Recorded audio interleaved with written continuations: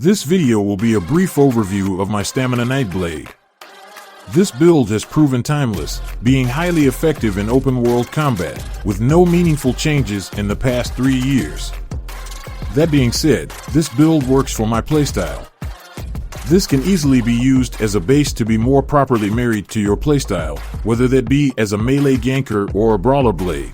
First, let's review both the unbuffed and buffed stat sheets. Remember, the buffed stats will increase with a continuous attack and from our monster set. As you can see, the race I've chosen for this build is Wood Elf, for the increased movement speed, penetration, and stamina recovery. The food I use is Lava Foot. This is extremely cheap and provides a hefty amount of max stamina and stamina recovery. Even with the decent pool of stamina and stamina recovery, you will consume copious amounts of tripods, so make sure you have plenty on hand.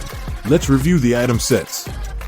The ideal setup for this class will be 1 heavy, 1 light, and 5 medium to meet our undaunted passives and to get the most out of our medium armor passives.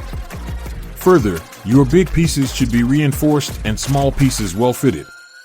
I have Tri-Stat enchants on the big pieces, and Stamina enchants on the small pieces. Our front bar will consist of 5 pieces of Stun's Favor. This is a craftable set. I've selected dual-wield maces for this build, 1 Nern, 1 Sharpened. This set provides us with increased weapon damage as well as increased penetration. In open world, penetration is invaluable in today's tank meta. The proc condition from stuns is easily met from the Nightblade's toolkit. Surprise attack will consistently set your enemy off balance when attacking an enemy from the flank. Our next 5-piece set is Stygians. As you can see, we get weapon damage, increased penetration plus another weapon damage buff when exiting stealth. This pairs extremely well with a cloaked Nightblade style. For jewelry traits, I've selected 3 Swift for the increased movement speed. We are extremely squishy on this build. Our objective is to not take damage. Movement is key. The increased movement speed will help you better position yourself in a fight to avoid damage, as well as deal damage from the flank. Our back bar set will be the Vate Sword. This arena weapon provides increased weapon damage and extra burst damage. I've selected the two-handed sword as it provides increased weapon damage, which in turn will buff our rally heals. For our monster set, Balorgs. This set provides increased weapon damage as well as penetration.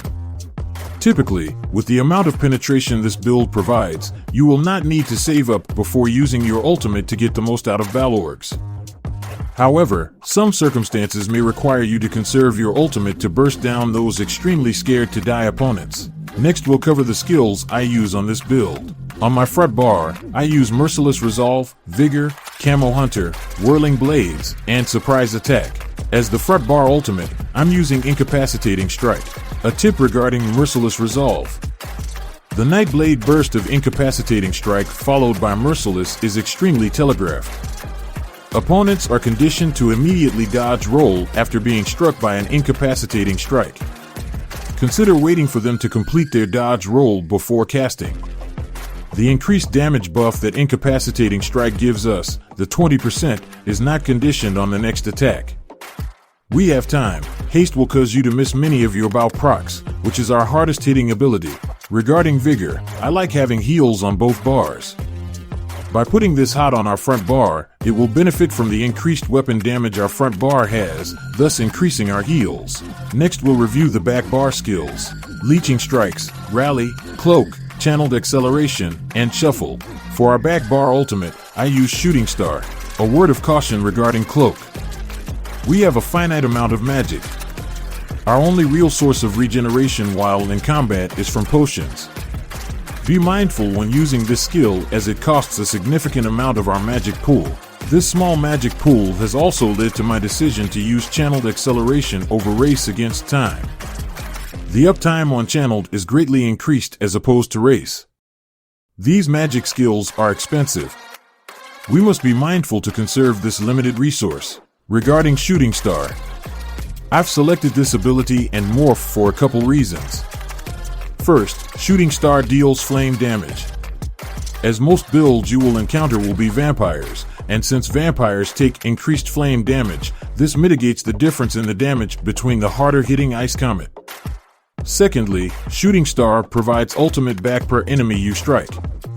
Oftentimes, while casting this into a group, you will immediately have enough ultimate for your incapacitating strike. Further, Shooting Star is extremely effective when countering other Cloak Nightblades, as it will force them to stop and block or face the consequences of eating a meteor.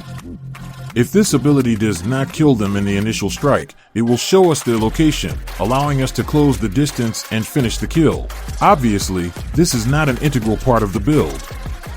Feel free to use other back bar ultimates if you do not have access to Shooting Star or prefer a different ultimate ability.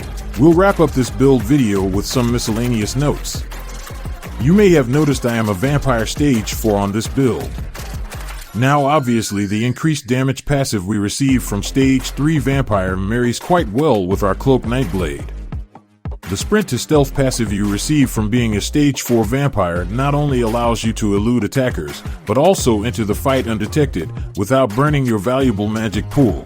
I cannot stress enough that movement is key to survival if you intend to play this build as shown in the gameplay videos. You absolutely cannot face tank damage from most opponents. If you're having trouble surviving, consider swapping out the food and adding the Nightblade Burst Heal. If you're having trouble sustaining stamina, consider changing the jewelry enchants.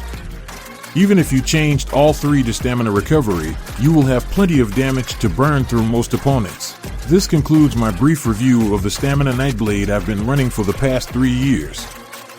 Please check the link in the description or click the in-video card to review gameplay footage.